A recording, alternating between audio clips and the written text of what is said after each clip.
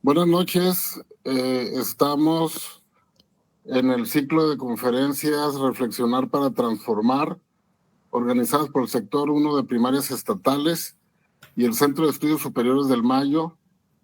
Este ciclo de conferencias, recordaremos que está pensado en el marco de la sexta jornada de clases públicas a realizarse la otra semana en las ciudades de Navojoa, Obregón y Huatabampo.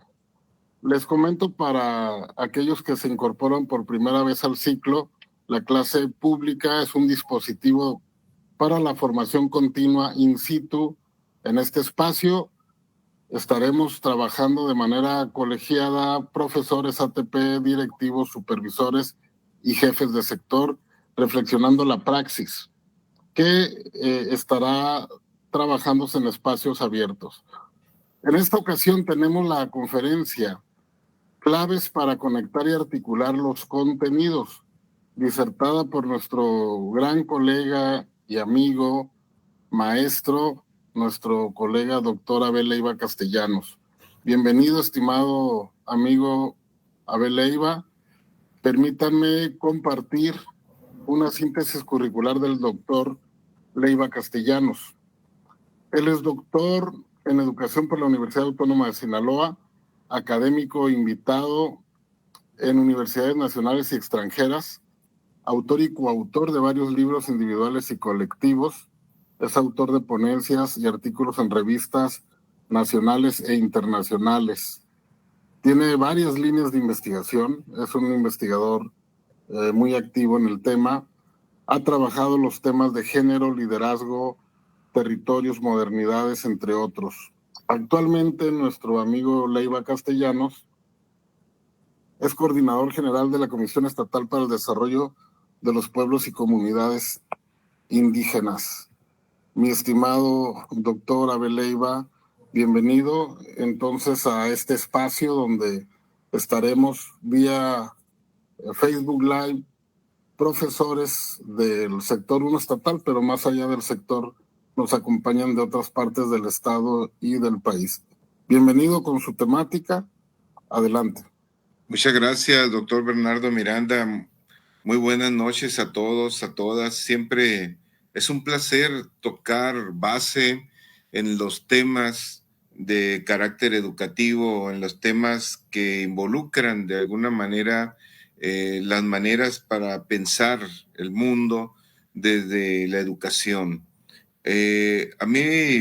Yo acepté inmediatamente la invitación del doctor Bernardo porque la nueva escuela mexicana es un giro de tuerca importante cuando estábamos acostumbrados a pensar el mundo a través de una vida fragmentada, disciplinar, no interdisciplinar, por partes, comparando, por ejemplo, los campos del lenguaje en las vocales, en las abreviaturas, en las formas, en todo esto que nosotros le llamamos de alguna manera parcelas del conocimiento.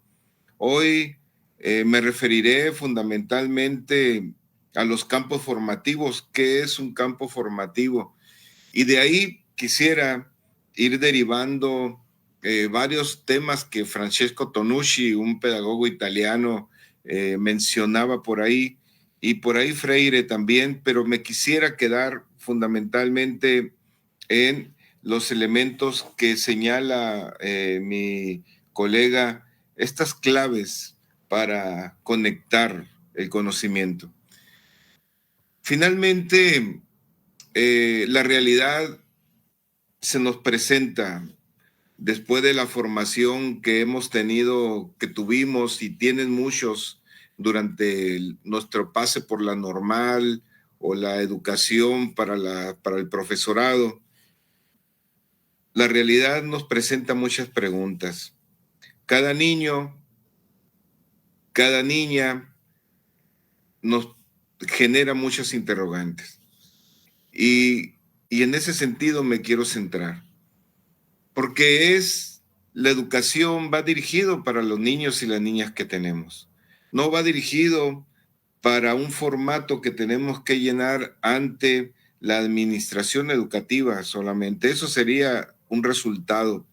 El gran trabajo es cómo puedo hacer para que el campo formativo, los campos formativos tengan una conexión con lo que yo hago, una conexión con lo que viven los niños y las niñas, y sobre todo que tengan elementos contemporáneos de impacto positivo en la población y en la niñez. Y en ese sentido, me parece que debemos de generar núcleos problemáticos con las audiencias que tenemos enfrente con nuestra niñez. Y esos núcleos problemáticos es, por ejemplo, ¿cómo creemos que aprenden los niños y las niñas? Y esa es una discusión que se ha dado por los psicólogos que han cruzado de manera libresca algunos, otros memorística, pero que las universidades normales y las formativas han dado una gran cantidad de psicólogos, pero que no explican el centro de lo que se aprende. Los niños que van a USAER, por ejemplo, siempre aprenden.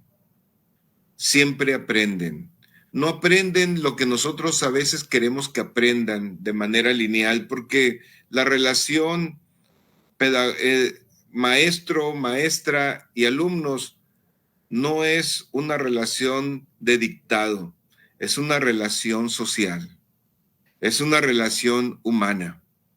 Y en esa relación social y en esa relación humana hay códigos sensibles que de alguna manera nos marcan procesos de identificación con los niños y las niñas.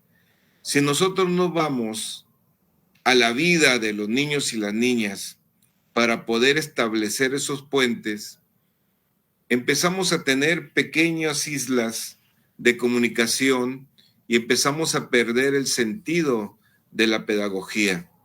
Y en ese elemento, esta conferencia es ¿para hacer qué? ¿Para hacer qué con los campos formativos? ¿Qué es lo que queremos hacer? ¿A dónde queremos llegar? Cada día la interrogante que nos debemos replantear es ¿para hacer qué con lo que yo traigo, en el material que yo traigo, en mi experiencia que yo traigo con respecto a la formación? Y es que preguntémonos que la nueva escuela mexicana empieza a buscar el tejido del conocimiento, empieza a buscar el tejido de los saberes, y entonces decimos, pero ¿qué es el conocimiento? ¿Qué son los saberes? Cuando en la nueva escuela mexicana habla de campos formativos, el campo formativo es, si hablamos, por ejemplo, de lo que ustedes conocen como campos formativos dentro de su propia área, por ejemplo, un campo formativo tiene conocimientos y tiene saberes. Y está demarcado. Y esa demarcación en los bordes, en los límites, siempre son porosos con respecto a otras realidades. Muchos decían, tienes que leer bien para aprender bien matemáticas. ¿Cómo ligo el aprender bien para enseñar bien matemáticas o para que el alumno aprenda bien matemáticas? Y empiezan una serie de interrogantes que de alguna manera no nos hemos preguntado en estas figuras de ejes articuladores. Los ejes articuladores que debemos de pensar, no se los voy a dar como una tarea, sino por eso son claves. Los ejes articuladores, al final de cuentas, contextualizan la vida de algunos de los niños y las niñas. No todos los ejes articuladores son para todos los niños y las niñas en el desarrollo que se tiene en la nueva escuela mexicana. Es muy importante eso, porque la originalidad y la singularidad de la vida de los niños pasa por muchos campos. Por ejemplo, el tema de la inclusión. El tema de la inclusión es un tema que tiene que ver con la diversidad de maneras en que se incorporan los niños a los procesos de aprendizaje y a los procesos de convivencia escolar, por ejemplo. ¿La escuela debe ser democrática? Preguntémonos nosotros, porque aparece en la nueva escuela mexicana muchos rasgos de una escuela democrática. ¿Cómo nos imaginamos una escuela democrática? ¿La escuela es heterogénea o no es heterogénea la escuela? La escuela deben de incorporar a los niños en la organización de la escuela. Los niños deben de participar en la organización escolar o no deben de participar en la organización escolar. Todos los componentes de que hablé son parte de un despliegue de lo que es un eje articulador o ejes articuladores desde el concepto de inclusión. Y en ese sentido, empiezo a pensar entonces entre el modelo disciplinar y el modelo interdisciplinar. Un eje articulador es lógicamente una intención de encontrarnos o hacer encontrar varias disciplinas o dos o más disciplinas de manera intencionada. No tiene que ser casual. Siempre el profesor, cada palabra, cada argumentación, cada organización tiene que ser un acto consciente, no un acto de la costumbre, no un acto de la experiencia, sino un acto consciente porque entiende que hay un encuentro con esa audiencia que de alguna manera se encuentra con ellos. Entonces, vale la pena introducir de nuevo, ¿para hacer qué? Si voy a la escuela todos los días, me desayuno, me levanto, voy al aula, ¿para hacer qué? Y entonces, ¿qué hago con las cosas que sé? ¿Qué hago con la instrumentación que sé? Entonces empiezo de alguna manera a tener una estructuración de ese conocimiento global cuando me trato de responder para hacer qué. Entonces, hay un conocimiento global, hay una experiencia, pero no tenemos toda la realidad contada cuando nos encontramos entre seres humanos. Siempre hay novedades, aun cuando parezca un ritual o un elemento que parece repetitivo, siempre hay nuevo encuentro con nuevas formas en que los niños y las niñas nos aprecian y nos observan. Tienen la posibilidad esa que no la tenemos nosotros o la hemos ido perdiendo, la capacidad de lo espontáneo como un elemento que desordena para muchos, pero no es desorden, es simplemente un proceso de singularidad de la forma de aprender. Entonces, ahí encontramos 4 cosas. La singularidad para aprender, la singularidad para participar, la singularidad para yo enseñar lo que quiero enseñar y lo que ellos deben de aprender y lo que el programa debe y me exige que debe de enseñar. Entonces, y además, el encuentro de la comunicación. Cuando hablamos de escuelas democráticas, cuando hablamos de la pedagogía crítica o del pensamiento crítico, es encontrarnos con las dudas de los niños, pero si los niños no se plantean las preguntas, es que no estamos llegando al centro del pensamiento crítico. Si los niños no se atreven a preguntar sobre un tema u otro, es que no estamos encontrando el primer punto de comunicación. Entonces, nos va a ser más complicado.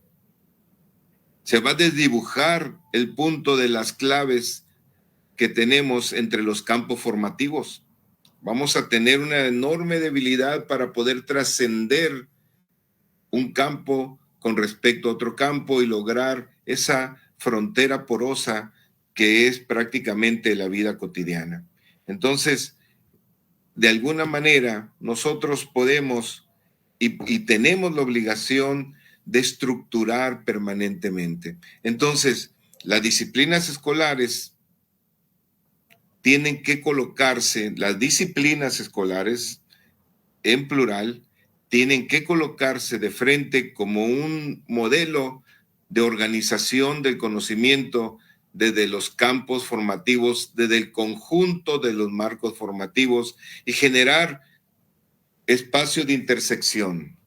Si nosotros logramos generar espacios de intersección, empezamos a pensar, a crear los puentes necesarios, pero desde la vida de los niños, porque si no, no trasciende el aula, no trasciende el aula. Tenemos que hacer que de alguna forma esta parte trascienda. Y de alguna manera, si podemos pasar a la siguiente, doctor. Si de alguna manera nos decimos, bueno, ¿cómo podemos establecer una mejora prácticamente como llamarle quizá los beneficios de una práctica? ¿Cuáles serían los beneficios de una práctica? Bueno, en primer lugar, tenemos un director de una escuela, tiene un conjunto de profesores y profesoras que tienen habilidades distintas y que tienen capacidades diferentes para poder entrar a los diferentes temas. Y lo que buscamos nosotros o los directivos es uniformar el proceso. Tienes un programa, si hay 2 maestras que dan primero o 2 maestros que dan primero, queremos uniformar, pero resulta que una y otra, uno y otro o una y otro tienen prácticamente singularidades importantes en las capacidades para comunicarse con la audiencia que tienen. Entonces, los aspectos conservadores de antes, como se planteaba, es que lo homogéneo era la parte fundamental y aquí lo heterogéneo es la parte central. ¿Cómo podemos entonces nosotros brincarnos de un campo que nos formaron para hacer todo homogéneo, los uniformes, la vida, la explicación, etcétera, y que todos tienen que llevar las mismas reglas, las mismas formas de aprender? Los Montessori, por ejemplo, se levantan, agarran la silla, se levantan y van al baño si quieren ir al baño. Está prohibido que pidan permiso. Si ellos tienen necesidades, se levantan y van al baño. Aún en las escuelas públicas, hacemos que nuestros niños, por control, por salud, por seguridad, pedimos que los niños nos digan a dónde van y que levanten la mano para nosotros poder organizar, porque son modelos de alguna manera que se fueron quedando en los modelos de las formas de una educación conservadora, una educación no libre. Sí, es importante esta configuración. Yo sé que algunos van a decir, hey, ¿y la disciplina? Bueno, hablemos de la disciplina, hablemos de los componentes y hablemos también de si podemos fomentar la colaboración entre profesores a través de la transferencia de conocimientos entre campos formativos. Porque hay profesores que cantan muy bien, por ejemplo. Hay profesores que manejan mejor las matemáticas que otros. Hay profesores o profesoras que manejan mejor la lógica de la biología, por ejemplo, ¿no? Entonces, primero que nada, tenemos que fomentar la función directiva de las escuelas, la colaboración entre profesores y profesoras, el profesorado, para que haya una transferencia de conocimientos y que esa transferencia de conocimientos entre campos formativos sepan que hay un campo formativo actuando. No es como una especie solamente de algo invisible como tal, es un modelo de realidad que está que está actuando con nosotros, que está interviniendo con nosotros y que tiene que ver, por ejemplo, con el tema del lenguaje, por ejemplo, ¿no? Entonces, una práctica recomendable en educación básica es la comprensión de que el conocimiento es una red viva. Cuando nosotros logremos pasar la estática o pensar que el concepto de conocimiento es un elemento estático y que solamente está en los libros, en los documentos, el conocimiento se va a quedar en ese lugar. Pero cuando hablamos de que el conocimiento es una red viva, entonces vamos a pensar que estamos frente a frente con sistemas vivos. Entonces, ¿por qué podemos, si tenemos que enseñar ejes, por ejemplo, medioambientales a los niños?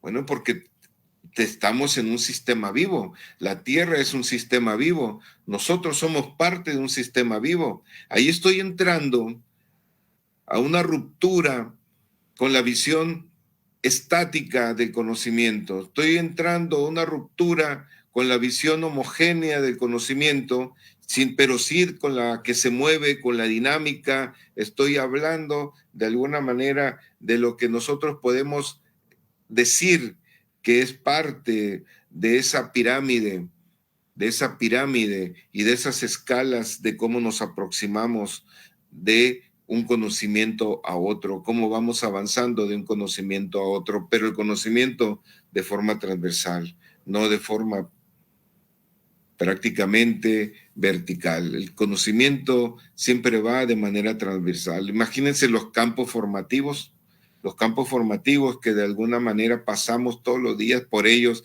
sin que siquiera nosotros nos demos cuenta, ¿no? Es muy importante lo que ustedes tienen enfrente.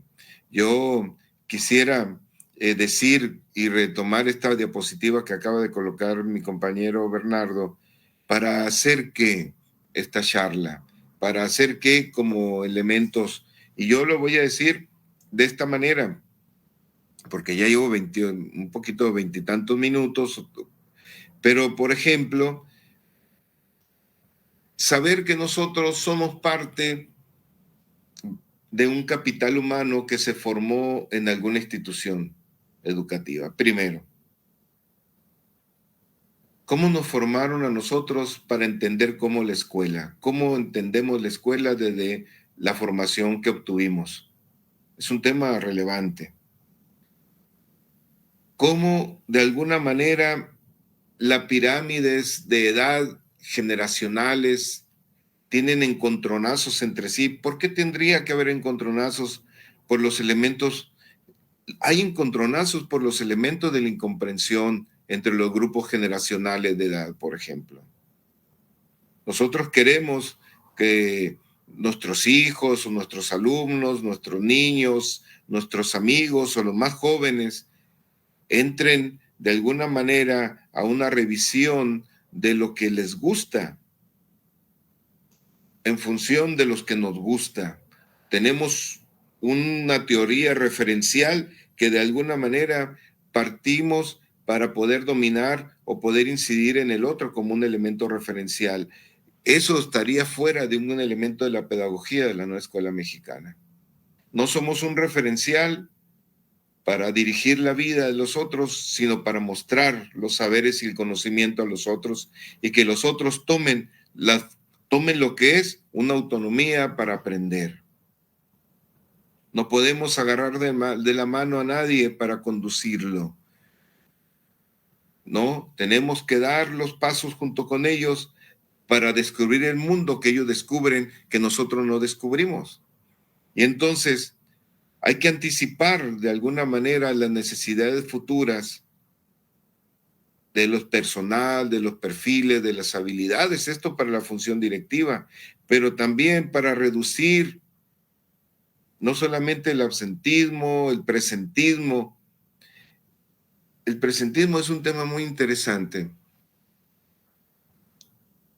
porque he escuchado a muchas profesoras y profesores, Toñito, durante la pandemia aprendió tal, pero no ha venido, su mamá no lo ha traído de manera constante. El presentismo, también el que el niño solamente esté presente sin un puente de comunicación, también es un exceso. Cuando los niños tienen dinámica y actividad uno a uno y en conjunto, entonces vamos a eliminar el presentismo como un elemento que de alguna manera mandamos una docencia débil de señales prácticas, que mandamos señales débiles de la docencia que nosotros estamos impartiendo. Entonces, veamos cuáles son las primeras críticas de ese pensamiento crítico de los niños, con las actitudes, que no logramos atraparlos con el interés que debieran. No logramos atrapar, no logramos tener, no lo logramos conducir, no logramos que participe con nosotros porque están en otro orden de cosas. No están en el desorden, están en otro orden de cosas en el que nosotros no estamos de alguna manera dando las pautas de esa organización. Por eso, cuando yo señalo lo que Francesco Tonucci dice, es importante que los niños participen en la organización de la escuela. Es importante que los niños sepan dónde debe de estar la cancha de básquetbol, dónde debe de estar la portería de fútbol, pero nos dan un todo diseñado en la escuela, donde todo está ordenado, donde todo está sujeto, donde es un molde y donde de alguna manera, al final, donde terminan jugando son los espacios abiertos, que no necesariamente tiene que ser la cancha de básquet, sino otros patios, otras formas, no diseñadas para eso, no diseñadas únicamente para jugar. Es un elemento muy interesante lo que estamos platicando y que de alguna manera se da en estos elementos. Entonces, es necesario generar y después proponer una lista de las ventajas que representa para los estudiantes y para los docentes las relaciones de colaboración. Preguntémonos, ahorita los poquitos o los muchos, los que están conectados, la colaboración entre colegas, ¿cuáles son los puntos de aprendizaje? La colaboración entre redes de conocimiento, entre entender que de alguna manera podemos decir lo que decíamos hace un momento, que la vida es un sistema y que de alguna forma tenemos que generar una red de esos seres vivos que están ahí. Entonces podemos decir que los campos formativos que tienen un conocimiento adentro es una red viva. Y hacia eso, esa parte de colaboración realmente dinámica es la que nos interesa mucho, generar esos puentes de comunicación. Quisiera colocar un ejercicio para llevarlo a cabo en un aula con los niños y las niñas. ¿Por qué no le preguntan a un niño y una niña a qué huele una naranja, por ejemplo? ¿A qué huele una naranja? Y decirle así, ¿a qué huele una naranja? Y ellos van a decir, pues a una naranja. Si nosotros logramos encontrar en ellos las formas en que le fuimos metiendo que ese era el olor de la naranja por costumbre, entonces vamos a empezar a asociar que puede oler, por ejemplo, a otras cosas, por ejemplo. Y eso implica generar un pensamiento crítico radical y empieza a decir y a preguntarse, profe, esa pregunta es muy simple, profe, no tiene sentido. Cuando empieza a identificar que una pregunta tiene o no tiene sentido, es cuando empezamos entonces a encontrarnos con ellos. Es cuando podemos entonces a colocar un enfoque que pueda ir involucrando a otras disciplinas, ¿no? Es decir, son de alguna manera los modelos que tenemos del lenguaje. Muchas veces los adultos no sabemos a qué huele una naranja. No se lo preguntan. No, pues a naranja, ¿no? Huele a cítricos. ¿Y qué es un olor a cítrico? ¿A cuáles de tantos cítricos? Cuando emerge el limón, decimos que huele a cítricos y la naranja es un cítrico, la toronja es un cítrico. Es decir, empezamos a encontrar la naturaleza de los componentes, de los factores, de los componentes de la materia. Empezamos a entrar en el poco a poco, para no entrar en la vida completa de los alumnos. Eso es importante. Entonces, cuando decimos a qué huele una naranja, se va a preguntar Bernardo, ¿qué está diciendo la vela aquí con este tema? Es que estamos identificando los obstáculos epistémicos, porque construimos el sabor de la naranja, el olor de la naranja, a través de un componente social, donde el componente social nos arrebató la posibilidad de interrumpir, de irrumpir, en que podemos explicar más cosas desde esa configuración. Esos son los obstáculos epistémicos que hemos ido heredando como adultos, pero que no necesariamente lo tienen que heredar los niños. Y en ese sentido, también hay obstáculos epistémicos, también hay obstáculos sociales y también hay obstáculos culturales para poder definir una o dos o tres o más ejes articuladores. Entonces, veamos entonces cómo los campos formativos se avivan con ustedes, prácticamente con las preguntas que ustedes se pueden lanzar. Y en ese sentido, empezamos a hablar de una implementación del método, porque estamos resolviendo esos obstáculos y estamos trazando prácticamente un camino para explicar una ruta de pensamiento crítico. Y entonces es en ese sentido que empezamos a involucrarnos juntos con los alumnos y encontrar entonces posibles soluciones a los problemas que se derivan de esta reconfiguración de lo que son esos distintos obstáculos que de alguna manera impiden esa implementación de este método prácticamente compartido y participativo de lo que es el aprendizaje, lo que debe de ser el aprendizaje y lo que debe de ser realmente una configuración de nuevos panoramas de conocimiento, nuevos panoramas que superen incluso lo que la propia nueva escuela mexicana plantea, ¿no? Que superen prácticamente la configuración. Por eso tenemos que hacer y ser diseñadores para construir vínculos, generar vínculos entre campos formativos, lenguajes, saberes, pensamiento crítico.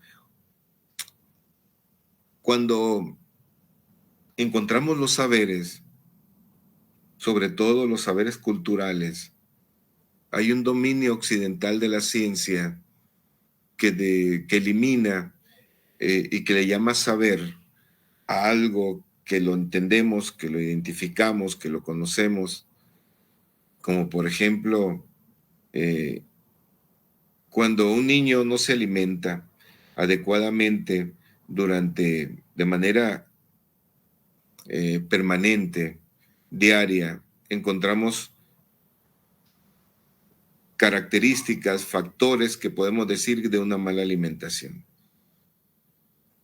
No somos científicos, los profesores, la mayoría, pero tenemos saberes y sabemos que hay un orden de tipo alimentario, hay un déficit de tipo alimentario y empezamos entonces a trazar una ruta que nos puede permitir posibles soluciones. Los saberes son esos, es algo que ha sido practicado por la humanidad, es algo que ha sido vivido por el sujeto, ha sido de que es parte de un componente cultural, es parte de lo que nosotros podemos y hemos ido experimentando, visto a través de otros, por nosotros mismos, etcétera, pero que de alguna manera los niños también tienen la capacidad, porque a su corta edad ya tienen un cúmulo de saberes y que nosotros no logramos darles la visibilidad y darles el ser auténtico, ¿no? Entonces, es muy interesante esta parte. No sé si lo dejamos para preguntas y respuestas, pero finalmente para terminar esta parte, porque es muy grande el tema de los enlaces, ya armar talleres, por ejemplo, Bernardo, sobre para discutir campos formativos como tal y luego por cómo se articula, no cualquier cosa puede ser articulada, ¿no? Y en ese sentido, pues elegir esa multitud de herramientas que de alguna manera nos parecen esenciales y que de alguna forma podemos nosotros transitar, ¿no? Sobre todo que tenemos enfrente la conectividad, tenemos enfrente cómo nos irrumpe en las disciplinas escolares las redes sociales corporativas, los foros, y le digo corporativa porque te incorporan al proceso de participación. Los TikTok te incorporan, el WhatsApp te incorpora, el Facebook te incorpora, no porque son corporaciones, no, modelos de incorporantes, instrumentos incorporantes que de alguna manera están en otra posibilidad, de alguna forma, de llegarles a ciertos tipos de conocimientos, ciertos tipos de saberes que suceden. También, pues las herramientas muy clásicas, wikis, pero ahora tenemos los TikTok, por ejemplo, ¿no? Tenemos las maneras de ir participando en el Instagram, en estos elementos que nos permiten conectarnos con otros, pero no sabemos qué buscamos en la conexión porque no hay prácticamente una intención, sino solamente pasar, deslizar el dedo, deslizar para ir viendo lo que vayan apareciendo e ir colocando lo que nosotros creemos que nos señalan. Por eso la inteligencia artificial en el TikTok, si tú le das puras canciones, te detienen más de 3, 4 segundos en una canción de Rocío Dúrcal, te mandan otra canción de Rocío Dúrcal y aparece otra y otra y otra, porque lo que hacemos es que estamos viendo el volumen de popularidad de algo en el tiempo. Antes era como era, por ejemplo, la popularidad en Google, era cuántas veces entraron en un sitio, ahora cuánto tiempo te quedas viendo un tipo de TikTok, por ejemplo. Si a mí me gusta el fútbol y yo me quedo mucho observando la jugada de algo, yo planteo un tiempo de lo que dura un TikTok y me mandan otro y luego me mandan otro y me van ligando otro y otro y otro y otro. Es decir, hay una lectura de esta inteligencia artificial dada a través de algoritmos de alto sentido, de alta escala, que de alguna manera generan una cultura corporativa de los modelos de pensamiento, del pensamiento infantil. Estamos los docentes ante este gran desafío. Estamos ante alguien que ha logrado atrapar el pensamiento infantil por mucho tiempo y que compite con los tiempos de la escuela. Es un elemento fundamental. Antes era la escuela donde los niños duraban más tiempo y que podíamos decir la interacción de 5 horas. ¿Cuántas horas tenemos en la escuela un niño regularmente, doctor Bernardo? 4 horas y media, más o menos. diarias. 4 horas y media diarias en una convivencia intensa, con un tráfico de relaciones intenso, con un matiz intensificado de conectividad con los otros, haciendo lo que se conoce como esta historia viva de los jóvenes que van aprendiendo, cuando alguien por fuera, a través de un aparato como estos, ha logrado atrapar el pensamiento y la atención infantil.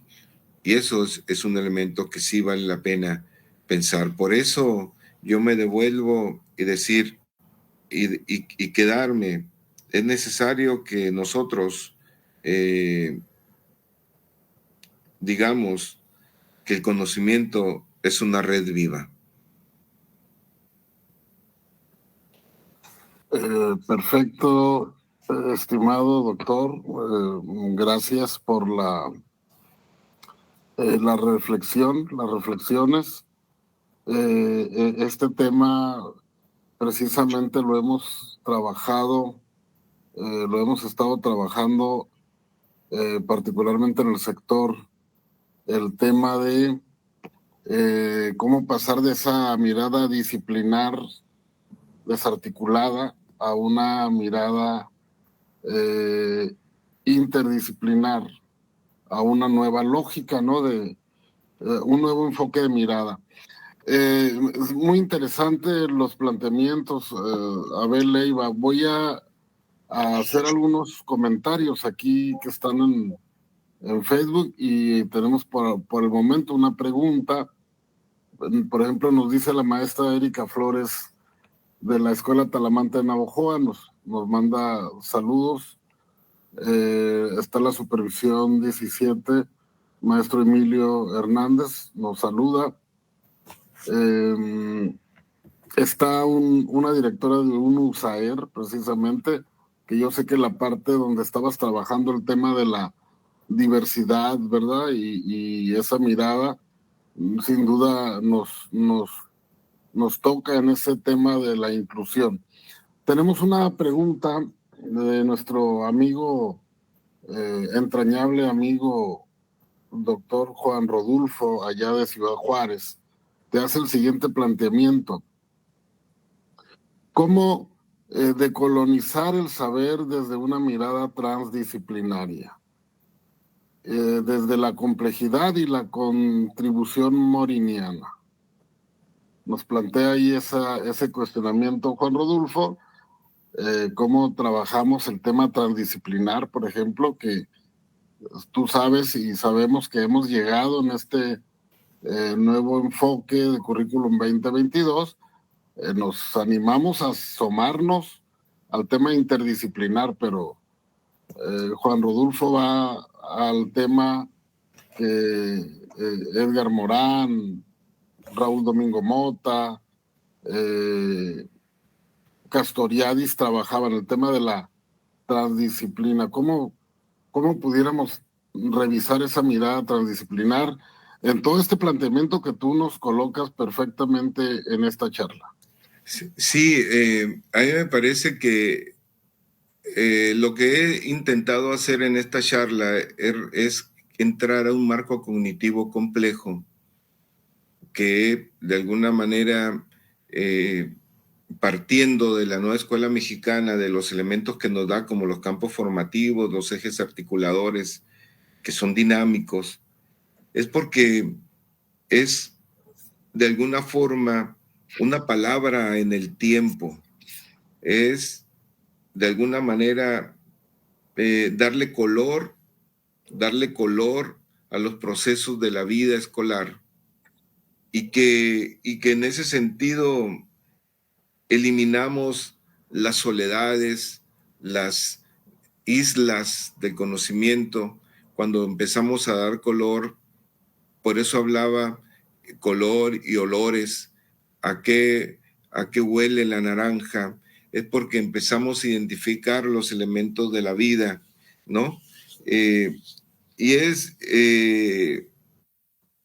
como esas pedagogías diferenciadas que no rechazan un proyecto de escuela, que intenta ofrecer.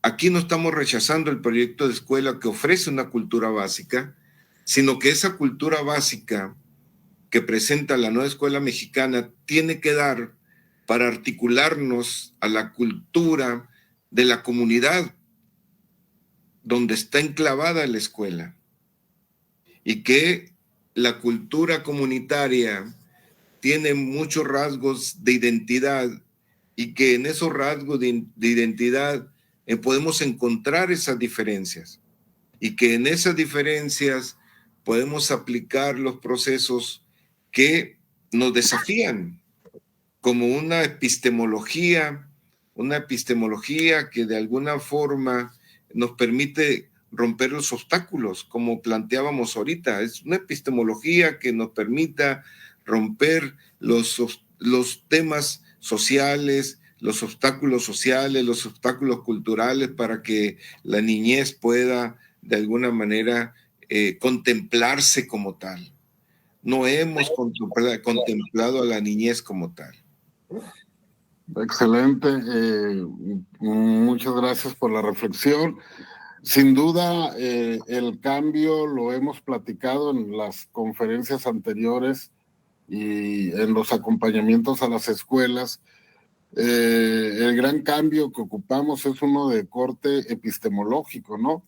Pensar la relación alumno, escuela, padre de familia, comunidades, pensarla distinta, y el tema del obstáculo, pensarlo también como un obstáculo epistemológico, ya lo planteabas tú. Eso nos va a permitir comenzar a unir eso que se nos ha presentado desunido los últimos 50 años, ¿no? Es comenzar a unir, comenzar a tejer esa parte, esos archipiélagos, comenzar a plantear puentes comunicantes, y eso nos va a permitir entonces entender que no hay un solo proyecto de escuela, sino que tenemos proyectos en plural donde todos los alumnos, padres de familia, miembros de la comunidad, profesores, todos caben. El proyecto se articula entre todos y con las, ahora sí diríamos, como esas metas culturales locales, ¿no? Lo que cada comunidad tiene como su prioridad. Y revisando acá el chat de la llamada, pues tenemos más saludos. Nos saludan un maestro de secundaria del Paredón, el maestro Jesús Flores, está el maestro Jesús Emilio Aragón de la Escuela Club 2030. Ahí tenemos algunos saludos.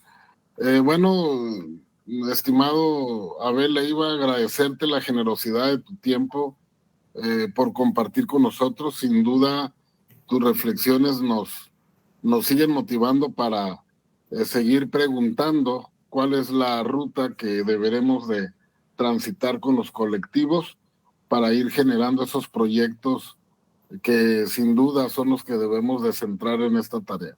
No sé si quieras dar algún comentario final. Adelante. Sí, es muy importante decir que